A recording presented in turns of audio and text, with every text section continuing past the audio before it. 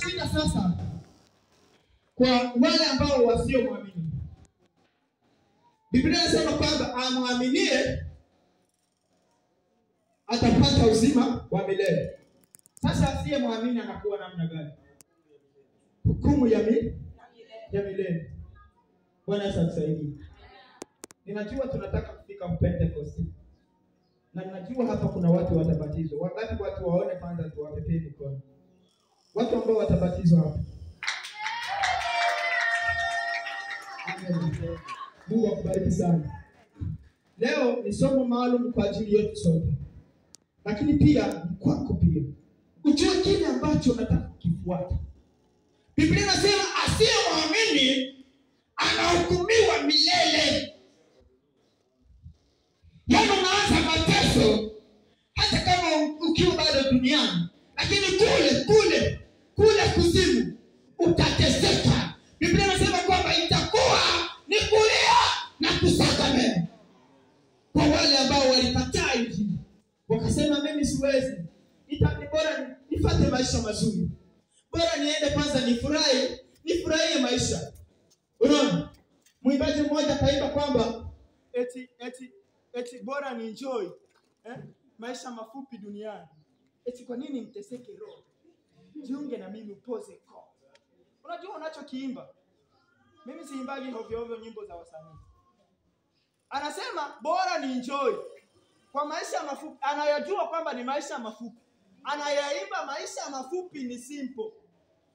Yeye anasema kwa haya maisha mafupi ya duniani, ikiwa Mungu amenipa miaka 50 ya kuishi, kuliko nimpate Kristo, ni bora kwanza ni enjoy kwa haya maisha mafupi. Lakini kwa maisha ya milele ni hukumu na adhabu ya milele.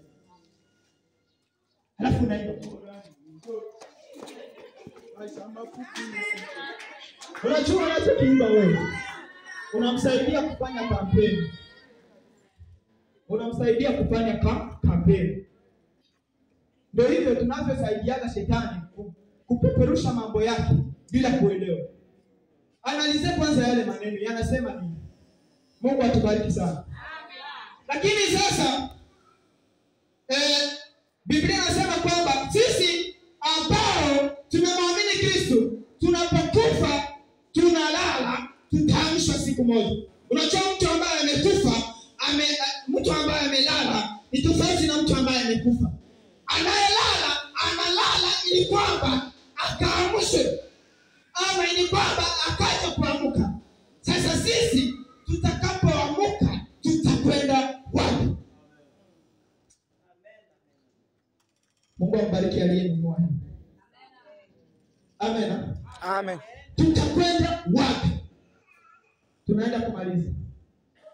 Tunaangalia ile Yohana mchungaji unaweza kumalizia 14 verse ya 2 tuna ya 3. Tutakapokufa sisi ambao tunasubiri kuja kuamshwa na Mungu, tutakwenda wapi? Aliyepata anaweza kusoma Yohana 14 verse ya 2 hadi 3 tu. Maandiko yanasemaje? Eti nyumbani mwa baba yangu kama sivyo singekwambia. Tatu. Subiri pole. Maana ninaenda mimi Yesu kuandalia makao. Basi nikienda kuandalia mahali, nitakuja tena niwakaribishe kwangu. Ili nilipo mimi. Hapo. Pole. Ili nilipo mimi nanyi muwepo. Bwana Yesu asifiwe. Chapia Mungu makofi makubwa kwa Mungu. Chapa makofi, ongeza vigelegele, chapa makofi.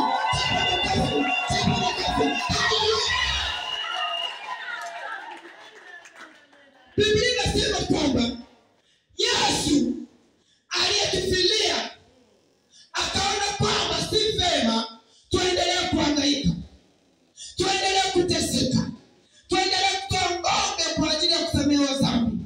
Akasema kwamba ninaenda kupambana na hilo janga. Biblia inasema kwamba kidogo. Mbinguni kulifanyika shauri. Wakauliza eti ni nani atakayekwenda kuwakomboa wanadamu? Maandiko yanasema kwamba mbingu yote ilikaa kimya. Unajua walikuwa naangalia mateso ambayo, maana wao ni roho, walikuwa wameshajua kwamba atakayekwenda kule ataadhibiwa hivi, ataaibika, atachomwa mkuki, ataaibika, atasengenywa, atatembezwa uchi. Lakini sasa sisi tutaendaje, sisi viungo vya Mungu? Sikia, maandiko yanasema sehemu moja kwamba eti sauti ya upole sana, sauti ya upole sana eti katoka mbinguni ikasema, mimi hapa Bwana, unitume, ninakwenda kuwakomboa hawa wanadamu. Bwana Yesu asifiwe. Na alipotukomboa, ndio hapa tunasoma sasa, anasema kwamba naenda kuandalia makao, ili kwamba mahali mimi Yesu ambaye nilitumwa na Mungu kuja kuwakomboa, nitakapokuwa mimi na ninyi vivyo hivyo ndiko mtakuwa ninyi. Bwana Yesu asifiwe. Sasa hapo tunakuwa wapi? Hili ni swali ambalo linaulizwa hata wazee. Tunaenda wapi? Kuna maswali wa Kristo wanajiuliza. Mtu anakufa anaenda mbinguni ama anaenda kuzimu? Tunaweza kujibu hapo. Mkristo akikufa anaenda wapi? Wazee wanaweza kusaidia. Tunaenda wapi? Tunaenda katika paradiso kumchunga Yesu. Unajua sisi tunapokufa, kama mchungaji alivyosema, hatuhifadhiwi sehemu moja na wale ambao hawakumwamini Kristo. Bwana tusaidie. Sisi tunahifadhiwa moja kwa moja paradisoni, sehemu ambako tunamsubiri Kristo siku atashuka na kundi lake kutukutanisha pale. Ndio hapo tunamsubiri Yesu, ili kwamba tusubiri yale mengine ambayo Yesu amesema kwamba atahukumu dunia, atafanya nini, mambo mengine. Tunakaa kwanza sisi pale kwa kumsubiri, sehemu ambako shetani hawezi kukanyaga. Mapepo unayoyaona hayawezi tena kukanyaga.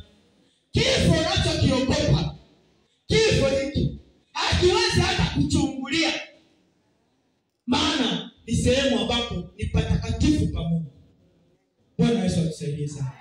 Hiyo sehemu imetakaswa, hiyo sehemu imezingiwa, ina nguvu za Mungu, ina nguvu. Yani hata nani awe amekuja na mamlaka gani, hawezi hata kuchungulia. Bwana tusaidie. Amen. Sasa tumalize na hili la mwisho. Tuone sasa ni wakina nani tumeamini. Sasa ikiwa umeamini, ni wakina nani sasa ambao wataamshwa siku hiyo ya parakani? Tunawaona sasa ni wakina nani? Biblia inasema kwamba